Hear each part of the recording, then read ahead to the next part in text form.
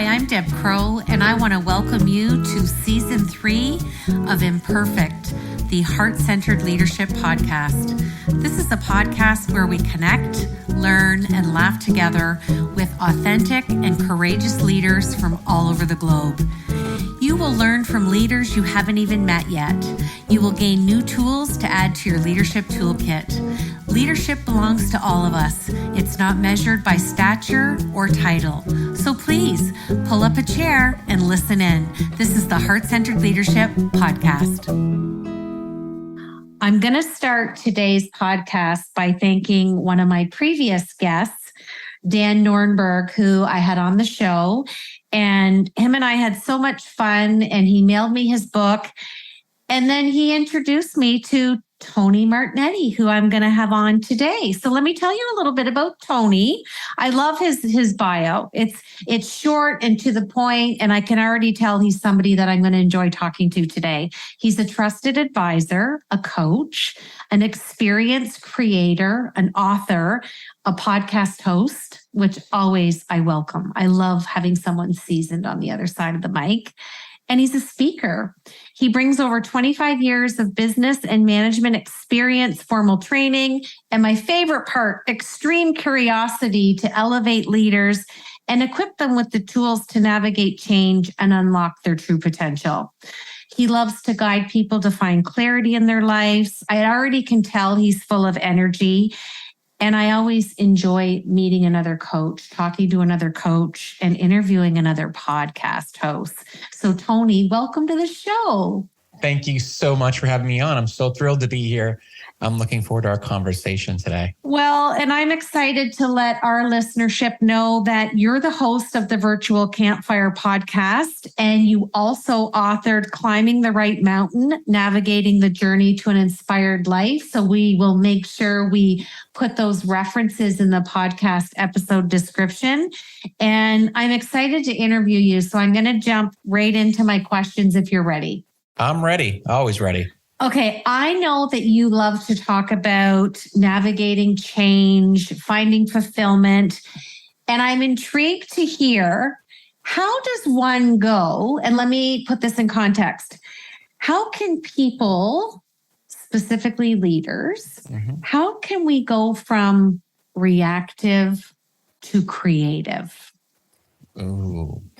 Yeah, it's a great question because I think there's great power in, navigating that transition. One of the things that is really challenging is that we are wired to be reactive. It's something in our DNA that has us in this place of, dangers in front of us. Let's react to that, danger. The reality is we should, think about this transition as being a way to step away and look at what's possible if we just, take the emotions in and don't react in that moment and think what's possible here. What is the possibility of what could be created if we just let the emotions sit for a moment? It's not about taking them and storing them away or, suppressing them, but it's about letting them sit for a moment and pausing in that moment and think, what could I do with this moment that will allow me to be more productive and create something that's more meaningful in this moment? So that the shifting of gears allows us to take something that would normally trigger us and create a moment of jumping in and doing something, instead pausing and seeing that there's a possibility if we just give it a moment before we jump in. I love that. I always call it the power of the pause. Yeah. And we always have time to do it. Yeah. We don't necessarily want to do it or act and do it, but there always is the time. It's, it makes me think of, I have this fraction that I often write when I'm chatting with someone or just, a self-audit for myself, logic over emotion. Yes. And when I read your, interest in reactive to creative, it was like, it's the same, it's synonymous too. So I love that. Yeah. Okay. My second question has permanent residency on the show.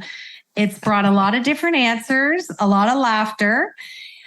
Share with us what imperfections that you bring to your heart-centered leadership.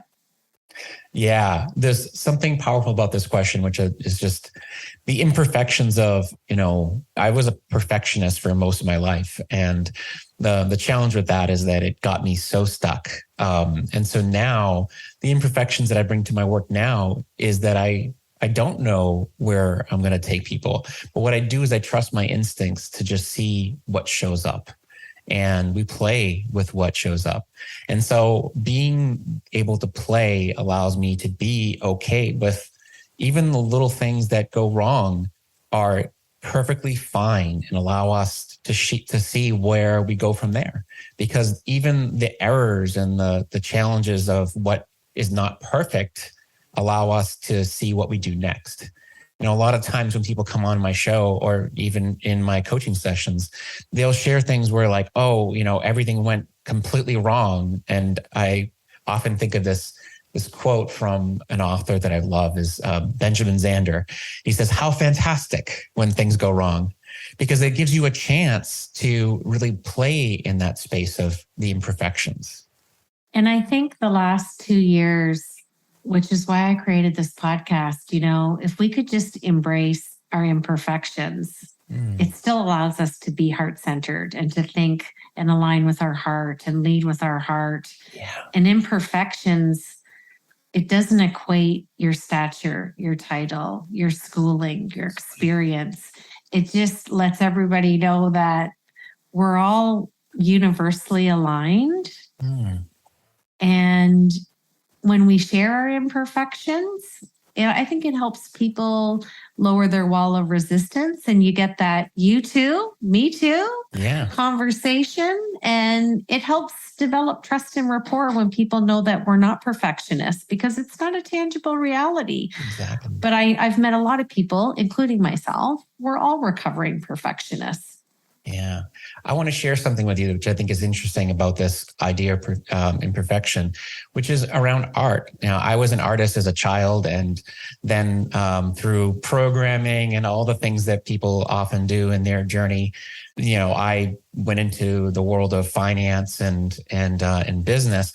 And now I see these things in perspective where I say, well, art is never really done. It's always imperfect. There's always something about it that could be tweaked or could be, changed. And I think that's what the beauty of it is. When you look at certain sculptures, the artists always see something that they could have done slightly different than what they see on the canvas. But that's okay. What it is it's still beautiful in its imperfections. I agree. And I'm a horrible artist, but I do my best. And I'm always intrigued by the colors we choose. And I look at it as whatever mood we're in or whatever we've experienced that day, we're drawn to certain colors. And, I love listening to music when I draw or paint. And it's more just of a self-care relaxation. But you're right. Imperfection is so beautiful. And I come from the world of disability management. And it was a regular conversation that I would have with patients who sustained an injury and were then disabled versus people who were disabled from birth. So that could be a whole other show, that topic. But I love the way you frame that. Okay, my third question is, you claim that everyone has their own unique style and that we just need to connect to it. So how does one live with passion or find those little pockets of inspiration? I like to say, what's tucked in the corners of today? How do you help people come alive to realize that inspiration is really the connection to their soul? Give us a little Cole's Notes version of how you work with this and how you've observed it, or maybe even a personal experience that led you to realizing the importance of this in your practice. Absolutely. There's so many ways I could approach this, but I'll start by saying that, oftentimes people come to me and they're stuck in their patterns. There's a sense of like, well, we're in rinse, wash, and repeat. And that leads us to feel like there's something missing in our fulfillment of life. The colors have faded away in how we're experiencing life. And what I try to get them to do is to see that, okay, well, what do you think is missing right now? What are some things that you used to enjoy, or some things that you feel like would bring that spark back to, your enjoyment of the work and the meaning back into your life? And inspiration are the sparks that really bring you in line with your soul's purpose. But it starts by taking a moment and looking at the moments in life that really do bring you joy. And that might require you to step away for a moment from what you're currently doing and see what has you stuck. What are the things that you've initially started to go into because that's what you thought you wanted, but now it's become almost like a self-imposed prison, and you need to step away and see other possibilities. And so that's really what I get people to think is what else is possible.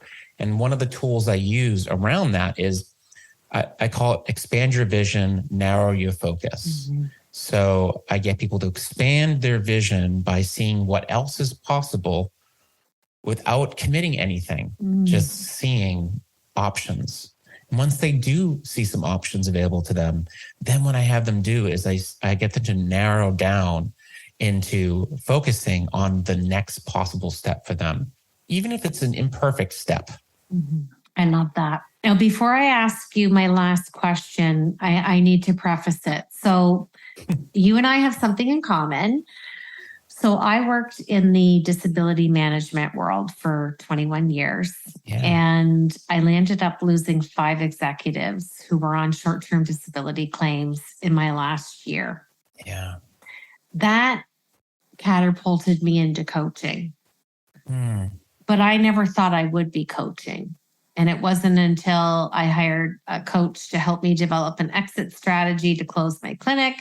And then I hired a different coach to go, where the hell do I go now? Like, what am I packing up? What am I, And it was so funny because I'll never forget when my coach said to me, why would you not want to coach executives and keep the legacy alive of the 5 that you lost and to share the continuity of their message, right? All 5 of them, I sat with all of them at hospice. I held their hand at end of life, greatest privilege ever. And I was a hospice volunteer. So the alignment of that happening was just so serendipitous to me. But they shared 2 things. They said they didn't live their truth and they didn't speak their truth. They tolerated a toxic culture. Yet outside of work, 2 of the 5 were super healthy, like marathon runners, working out. But it's that emotional dis-ease that sits inside, that stirs, that causes a lot of difficulty. And we've got into great conversations and debates on the podcast. So my question, and the reason I prefaced it was, you were an executive. Yeah. Why did you, and when did you kind of draw the line in the sand and go, I'm out of here and I think I'm going to move into coaching? Because I align with you so much on that. And I would love to hear a little bit of how that happened for you. Yeah, I love what you shared because there's something really powerful about the story that you shared, and it does touch a nerve. I spent most of my journey working in biotech and doing things that, helped to save lives indirectly. But I definitely have met my fair share of patients that have come to me and said, thank you for what you've done. And it really touches your soul when you hear people say that. So it was hard for me to consider the fact that I would leave an industry like that. And now I get to serve them from a different angle.